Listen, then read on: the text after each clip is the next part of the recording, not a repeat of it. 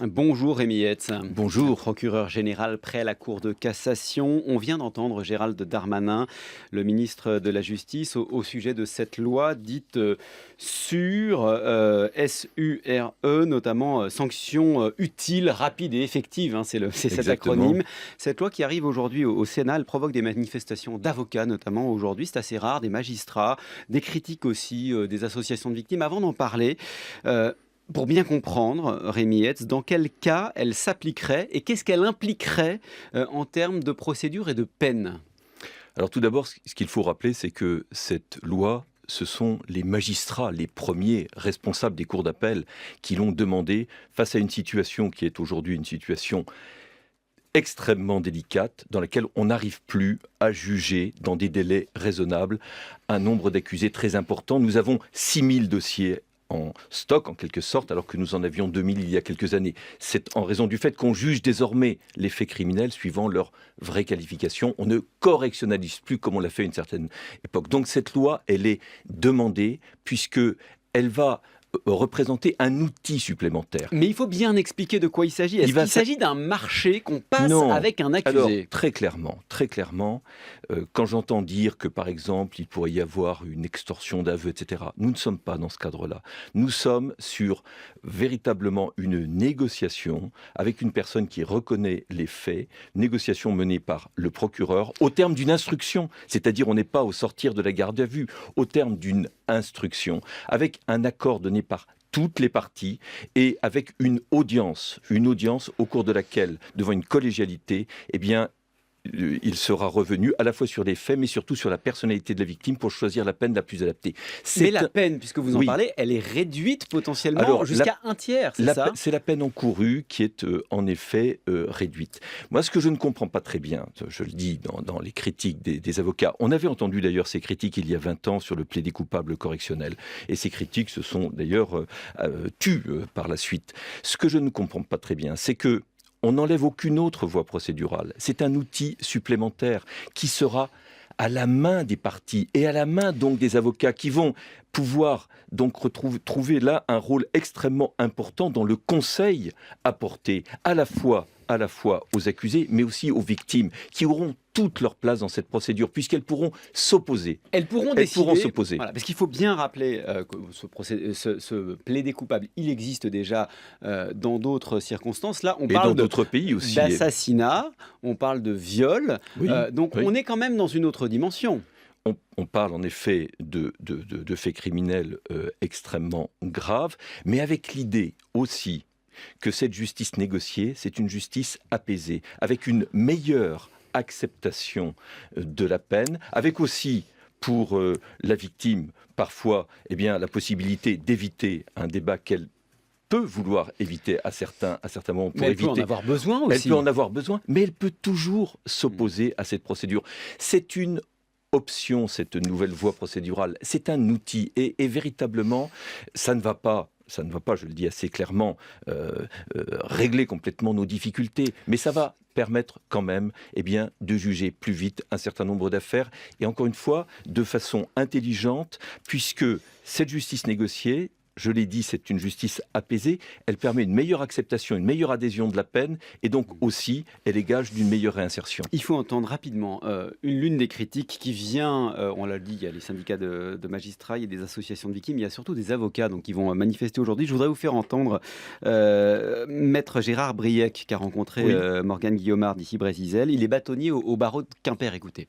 Le procès d'assises est un procès autant pour la victime que pour l'accusé. Les récents procès, le procès Squarneck par exemple, qui a duré plusieurs mois, c'était pas un procès pour l'accusé. On savait très bien qu'il aurait été condamné à la peine maximum, qui était de 20 ans de réclusion. C'est un procès qui a été fait pour les victimes. Vous imaginez l'avocat général qui dit à l'accusé, si vous allez devant la cour d'assises, vous encourez la perpétuité.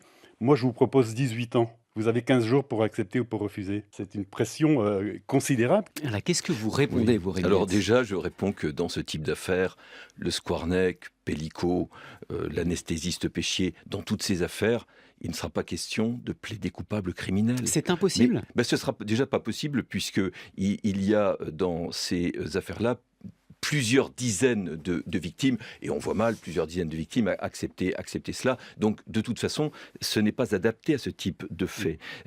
Encore une fois, ça ne couvre pas tout le spectre.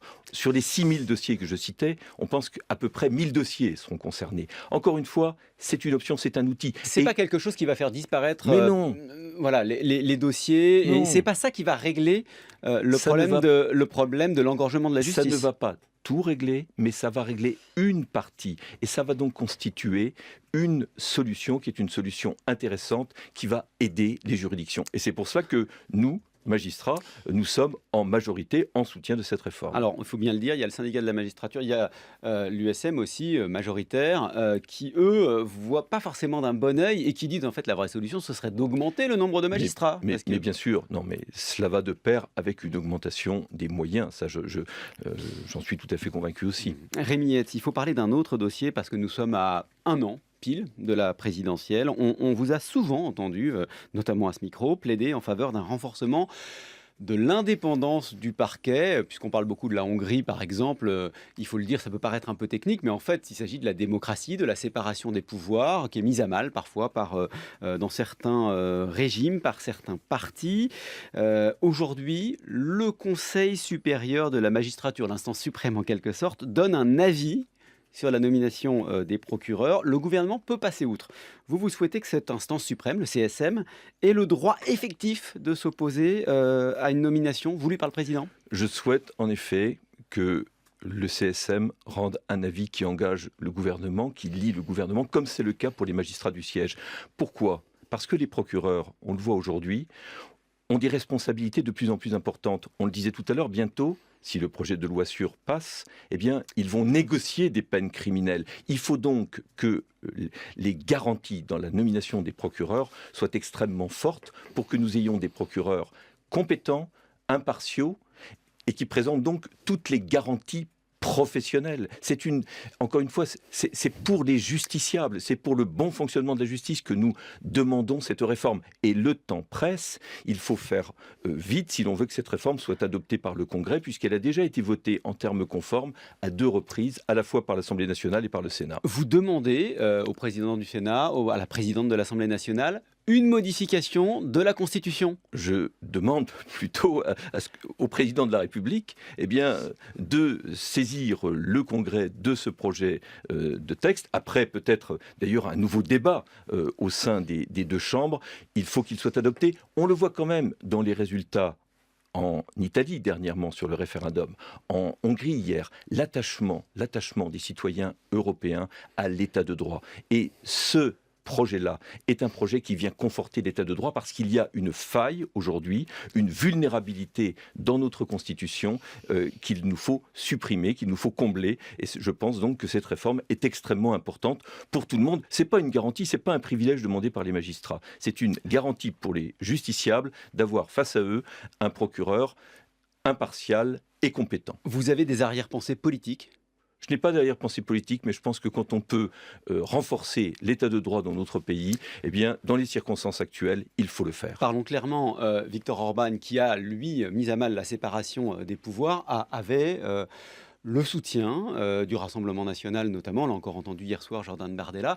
Est-ce que vous avez en tête l'idée de l'accession du Rassemblement national ou d'un autre parti qui pourrait, selon vous, mettre à mal la séparation des pouvoirs ? Il ne faut rien exclure. Et ce que l'on constate, et ce que l'on a vu en Europe ces dernières années, c'est que quand un régime illibéral vient au pouvoir, eh bien, la justice est l'une de ses premières cibles. Et c'est cela vraiment auquel il faut être attentif, étant précisé que dans les pays qui ont connu ces périodes-là, il est très difficile de revenir en arrière. Il est très difficile de reconstruire l'état de droit après s'être attaqué à celui-ci. Il ne reste que quelques mois, ce n'est pas trop tard ? Ce n'est pas trop tard. Ce n'est pas trop tard. Je pense qu'il faut le faire, encore une fois, pour le bien commun, dans l'intérêt de tous. On a entendu notamment donc votre appel, Rémi Hetz, au président de la République, à convoquer le Congrès pour cette réforme de la Constitution, pour en quelque sorte graver dans le marbre l'indépendance du parquet concernant notamment les nominations, les procédures disciplinaires aussi, ça peut arriver. Merci beaucoup d'être venu ce matin sur France Info. Rémi Hetz, le procureur général près la Cour de cassation.